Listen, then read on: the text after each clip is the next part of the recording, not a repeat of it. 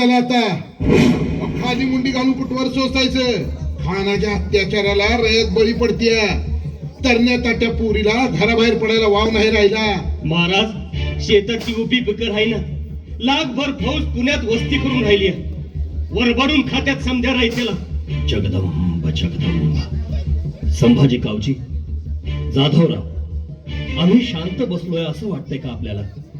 आम्ही ही उपाय शोधतोच आहोत, पण खानाच्या लाखभर फौजेचा चक्रव्यूह भेदणं सोपं नाही. मग काय सोपं आहे महाराज? तिथं राजरोस लोकांची डोसकी मारली जात्यात. मग लोकांनी तरी कुणाच्या भरोश्यावर राहायचं? महाराज, माफ करा आमासनी, पण संभाजी कावजी म्हणतात ते अगदी खरं आहे. जाधवराव, तुम्ही सुद्धा? अहो महाराज, आम्हाला भी संसार आहे, पोरं बाळ आहेत, आणि तुमची चाकरी करतोय तर त्यासनी जगवायसाठी. उद्या तीच पोरं शास्त्री खानच्या अत्याचाराला बळी पडत असतील तर आम्ही फुकट शौर्याच्या बाता कशाला माराव्यात महाराज? महाराज, त्यापेक्षा शाहिस्ते खानची चाकरी काय वाईट? मग कशाला थांबला तिथं? जा जा त्या खानाच्या गोटात.